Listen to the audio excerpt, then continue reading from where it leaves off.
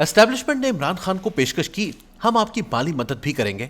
इमरान खान ने फौरन जवाब दिया, मैंने जिस दिन किसी से पैसे पकड़ लिए मैं उस दिन अंदर से फौत हो जाऊंगा, लिहाजा मैं आपसे रकम नहीं लूंगा। यह वाकया मुझे जनरल पाशा ने बताया था और इनका कहना था, यह सुनकर मेरे दिल में इमरान खान की कदर बढ़ गई। बहरहाल इसके 3 फौरी नताइज निकले। पीटीआई को फंड्स मिलना शुरू हो गए। इस्लामाबाद की एक कारोबारी शख्सियत ने 150 करोड़ रुपए दिए। चुनाचे वो पार्टी जिसके पास चेयरमैन की गाड़ी के पेट्रोल के पैसे नहीं होते थे, वो चंद दिनों में अमीर हो गई। सेनेटर सैफुल्लाह न्याजी उस वक्त पार्टी ऑफिस में क्लर्क थे। ये रकम का हिसाब किताब रखने लगे और ये खुद भी दिनों में अमीर हो गए। दूसरा 30 अक्टूबर 2011 को मीनारे पाकिस्तान पर तारीख साज जलसा हुआ। हजारों लोग शरीक हुए और इमरान खान ने लीडरशिप की पहली सीढ़ी पर पांव रख दिया।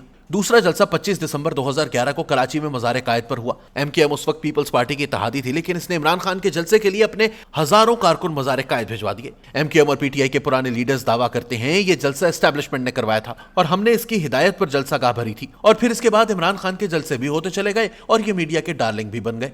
और तीसरा, इमरान खान के दाएं बाएं दर्जनों लीडर्स खड़े कर दिए गए। शाह महमूद कुरैशी ने रेमंड डेविस के इशू पर पीपल्स पार्टी छोड़ी थी। ये नून लीग ज्वाइन कर रहे थे। ये इंतहाई खूबसूरत वेस्ट कोट पहनकर नवाज शरीफ साहब से मिले। मियां साहब ने इनसे वेस्ट कोट के दर्जी और कपड़े के बारे में मालूमात भी ले ली, लेकिन फिर ये अचानक इधर के बजाय उधर चले गए। असद उमर उस वक्त एंगरों के सरबराह थे। ये पंजाब में मियां शहबाज शरीफ की टास्क फोर्स में शामिल थे और ये बड़ी तेजी से शरीफ बरादरान के करीब भी हो रहे थे। इनके दूसरे भाई मोहम्मद जुबैर नून लीग के मीडिया सेल में थे। असद उमर ने भी इस्लामाबाद में एक मीटिंग की और ये भी खान साहब के पास चले गए। जहांगीर तरीन को सदर आसिफ अली जरदारी ने पीटीआई का रास्ता दिखाया और वो रावलपिंडी गए और ये भी 4 दिन बाद जहाज समेत पीटीआई में शामिल हो गए। शेख रशीद और मुशाहिद हुसैन सैयद को भी पीटीआई की तरफ धकेल दिया गया। शेख रशीद 2012 में पार्टी के इत्तेहादी बन गए, तहाँ मुशाहिद हुसैन साहब ने ऐन वक्त पर माजरत कर ली और ये वापस नून लीग में गए। चौधरी एतजाज अहसन और कमरुज़्ज़मा कायरा को भी पेश किया जा रहा था। ये राजी भी हो गए, मगर इमरान खान ने इनकी डिमांड्स मानने से इनकार कर दिया। ये बात बाद अज़ां आसिफ अली जरदारी तक पहुंच गई और ये तवील अरसा दोनों साहिबान से नाराज रहे।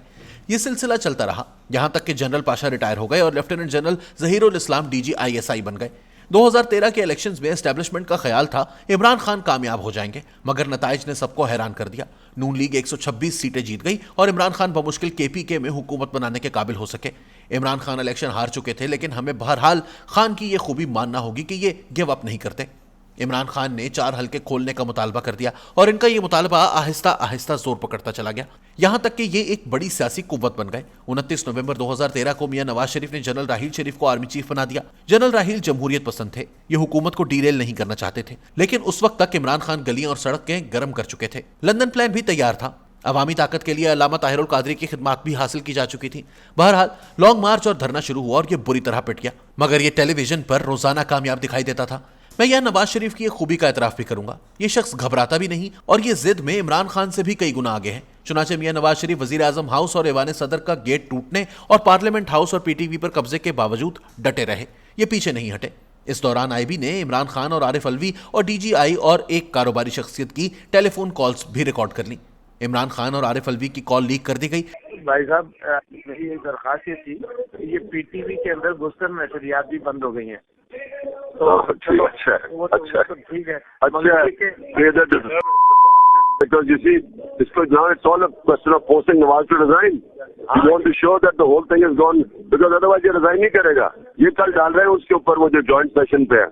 हाँ, मैं कह रहा हूँ उससे पहले रिजाइन करे। जबकि दूसरी कॉल जनरल राहील शरीफ को वजीर आजम हाउस में सुनाई गई और इसके बाद धरना पसपा हो गया। इस कॉल का जिक्र मुशाहिदुल्लाह खान मरहूम ने 14 अगस्त 2015 को BBC के एक इंटरव्यू में किया था और इस जुर्म की पादाश में ये वजारत से फारिग हो गए थे। APS पेशावर का सानहा हुआ। 132 बच्चे और स्टाफ के 9 अरकान शहीद हो गए और इमरान खान के सियासी कजन अल्लामा ताहिरुल कादरी एक रात इन्हें अकेला छोड़कर चले गए। अल्लामा ताहिरुल कादरी की वापसी के बारे में यह कहानी गर्दिश करती रही कि अल्लामा साहब को नवाज शरीफ के कजन ने राजी किया था।